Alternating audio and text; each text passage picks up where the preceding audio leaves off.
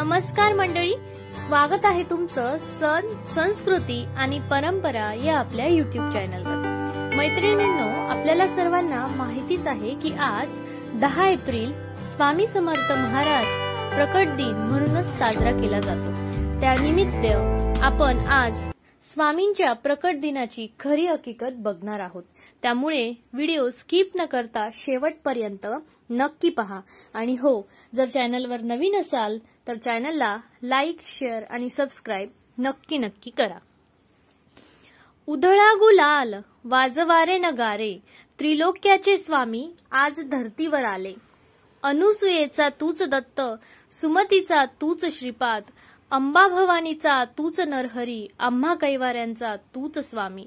अशक्य ही सारे करीतोस शक्य एका क्षणात, भिहू नकोस मी तुझ्या पाठीशी आहे, असे सदा सांगे आम्हास। श्री स्वामी समर्थ। समर्थ प्रकट दिन आपल्या सर्वांसाठी खूप मोठी महापर्वणी आहे। आजच्याच दिवशी हा अक्कलकोटस्थ परब्रह्म आपल्या सर्वांच्या पूर्व पुण्याईने आपल्याला प्राप्त झाला होता। या भूतलावर अवतीर्ण होऊन सर्व जगतावर अनंत उपकार करणाऱ्या परब्रह्माचा आज प्रकट दिन किंवा जयंती महोत्सव आहे। हा महोत्सव कोट्यावधी स्वामी भक्तांना नव ऊर्जा, ध्येय, दिलासा आणि अगाध करुणा प्रदान करणारा आहे। सूर्याला तेज पुरविणारा आणि मातेच्या हृदयात ममता निर्माण करणारा तेजरूपी मायासागराचा धनी असलेला आपला श्री स्वामी देव याचं चैत्र शुद्ध द्वितीया म्हणजेच इसवी सन 1149 मध्ये छेली या खेडेगावी प्रकट झाला होता।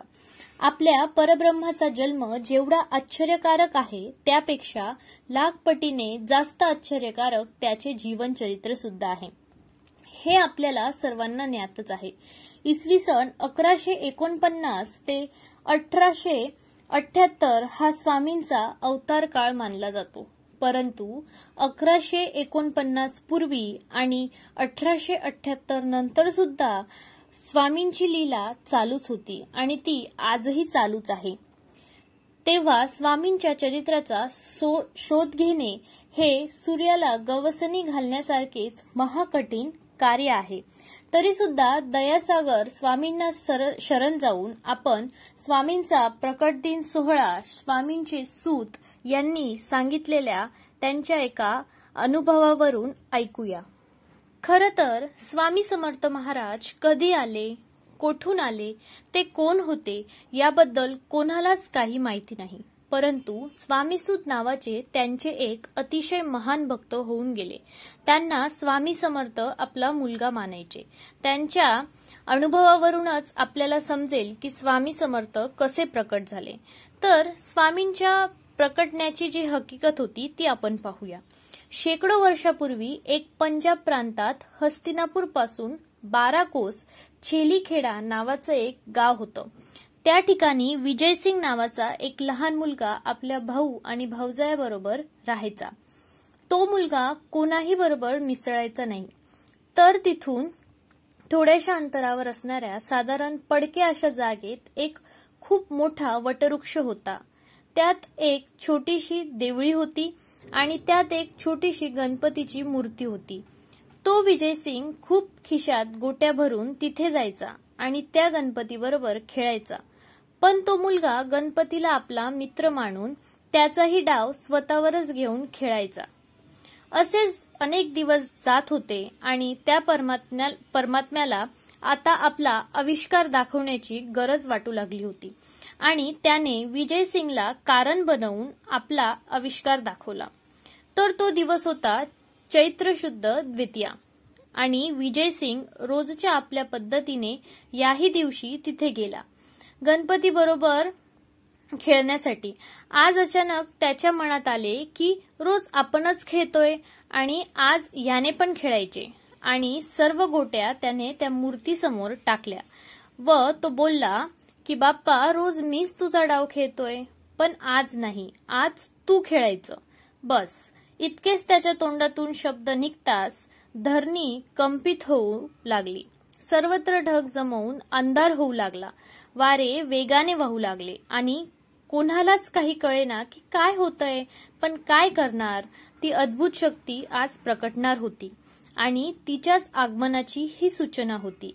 आणि ज्या ठिकाणी गणेश मूर्ती होती त्याच ठिकाणी धरणी दुभंगून एक 8 वर्षाची अतिशय तेजस्वी एक बालमूर्ती प्रकटली. आणि हेच दुसरे तिसरे कोणीही नसून प्रत्यक्ष परब्रह्म श्री स्वामी समर्थ महाराज होते. आणि तो विजयसिंग गोट्या खेळताना तेव्हा स्वामींकडून हरला आणि बालरूप स्वामींनी त्याला गोट्या उधार दिल्या आणि परत भेटण्याचे वचन देऊन ते तिथून गुप्त झाले. थोडक्यात स्वामींचा अवतार हा पंजाब प्रांतात हस्तिनापूर पासून 12 कोस छेली खेडा नावाच्या गावात वटवृक्षाच्या जवळ गणेश मूर्तीच्या शेजारी झाला. आता शंकाही उपस्थित होईल की ही गोष्ट कशी काय कळली, पण गोष्टीचा उलगडा असा झाला की कोकणातील हरिभाऊ म्हणजेच स्वामीसूत हे अक्कलकोटला आले होते आपल्या इच्छापूर्तीसाठी. तेव्हा ते तिथे काही दिवस वास्तव्याला होते आणि एक दिवस स्वामींनी त्यांना जवळ बोलावले, मांडीवर घेतले, सांगितले की आजपासून तू माझा सूत झालास, सर्व घरदार सोडून दे आणि या दयाकिनारी माझा ध्वज उभा कर. हे ऐकून हरिभाऊंना रडू कोसळले, कारण ते इथे त्यांच्या इच्छापूर्तीसाठी आले होते आणि महाराज तर सर्व सोडायला सांगत आहे. हे पाहून त्यांना थोडं रडूच कोसळलं. तेव्हा स्वामी त्यांना म्हणाले की अरे रडतोस काय, माझे पोट बघ किती मोठे आहे, त्याच्यावर हात फिरून बघ. आणि ज्यावेळी हरिभाऊंनी तसे केले त्यांना ध्यान लागले आणि त्यामध्ये त्यांना आपले सगळे जन्म आठवू लागले आणि त्यातीलच त्यांना एक आपलाच जन्म आठवला, तो म्हणजे दुसरं तिसरं कोणी नाही तर विजयसिंग. विजयसिंग स्वामीसुतांचा पूर्व अवतार होता आणि त्यानंतर सर्व गोष्टींचा उलगडा झाला आणि या गोष्टीला स्वतः स्वामींनी मान्यता दिली आहे. ती कशी ती बघूया. स्वामी प्रकट दिनाचा उत्सव स्वामीसूत महाराजांनी सुरू केला. ज्यावेळी स्वामीसूत महाराज हा उत्सव अक्कलकोटमध्ये करत होते तेव्हा त्यांना अनेक भक्तांनी सुद्धा हा प्रश्न विचारला होता. नाना रेखी नावाचे अहमदनगरचे स्वामी भक्त होते. ते स्वामीसुतांच्या सांगण्यावरून अक्कलकोटला आले होते. तर ते पिंगला ज्योतिष विद्येत पारंगत होते. स्वामींनी त्यांना आज्ञा केली की माझी कुंडली बनव. तेव्हा त्यांना खूप आनंद झाला आणि त्यांनी लगेचच कुंडली बनवण्याचं काम सुरू केलं आणि काही दिवसातच कुंडली बनली सुद्धा.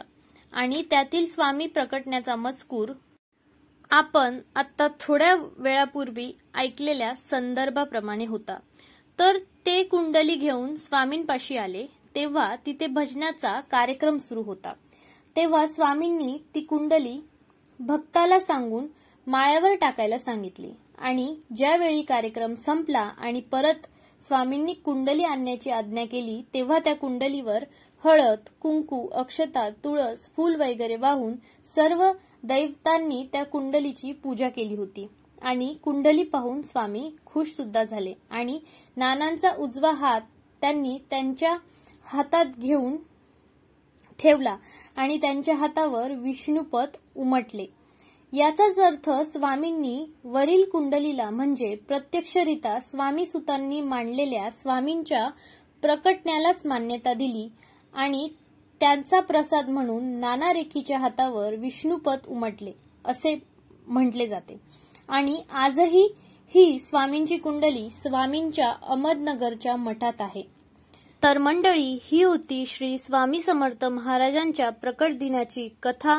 तर तुम्हाला कशी वाटली मला कमेंट करून नक्की सांगा आणि कमेंटमध्ये श्री स्वामी समर्थ लिहायला विसरू नका.